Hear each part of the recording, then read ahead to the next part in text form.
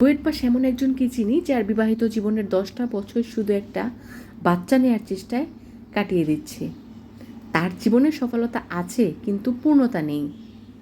ব্যাংকের এজিএম এমন একজনকে চিনি যার বউ 2টা বাচ্চা রেখে আরেকজনের সাথে পালিয়ে গেছে। তার জীবনে সফলতা পূর্ণতা সবই ছিল, কিন্তু ভালোবাসাটা কপালে জোটেনি। এমবিএ পাশ করা একজনকে চিনি, পড়ালেখা শেষ করে ভালো কিছু করার জন্য চলে যান দেশের বাইরে। তারপর বিবাহের প্রস্তাব দেন 14 বছরের ভালোবাসার মানুষটির পরিবারে। শুধুমাত্র ছেলে প্রবাসী বলে বিবাহ দেননি। ভালো চাকরির মানেই কি সব কিছু?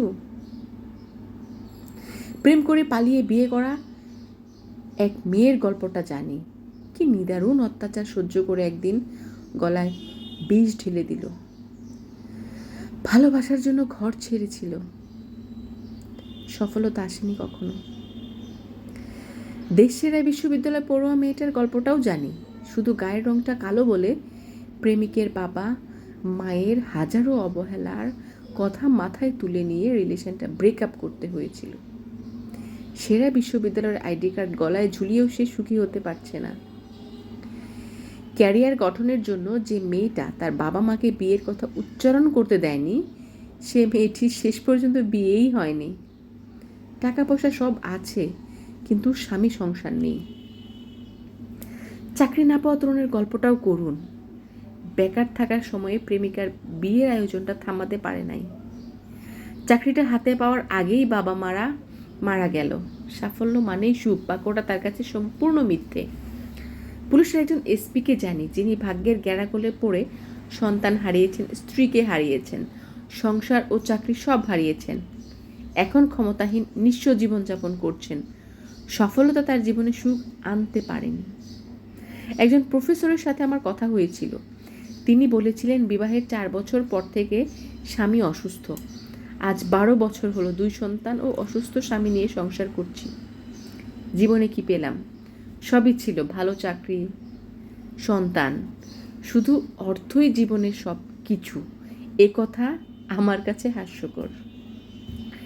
এক পরিচিত বড় ভাই ডিপ্লোমা ইঞ্জিনিয়ার হয়েও এখন হোমিওপ্যাথিক চিকিৎসক এবং হোমিওপ্যাথিক কলেজের প্রফেসর। একজন এমএ ফার্স্ট ক্লাস, এলএলবি পাশ করেও ওকালতি প্র্যাকটিস ও কলেজে প্রভাষক পদ ছেড়ে দিয়ে প্রাথমিক বিদ্যালয়ের সহকারী শিক্ষক। আসলে জগতে কে সুখে আছে? টাকায় সুখ দিয়েছে কয়জনকে? জীবনে সফলতা মানেই কি সুখ? জীবনে সুখী হয়ে মারা গেছে কজন? সুখী দেখেছিলাম আমার এলাকার নসু পাগলাকে। সে একবেলা পেট ভরে খেয়ে কি আয়েসি হাসিটাই না হাসত। শুধু ভরা পেটেই যে সুখে থাকতে পারে তার চেয়ে সুখী আর কেউ নাই। আমরা যারা মানুষ, আমাদের মন ভরে সুখ কখনো আসে না।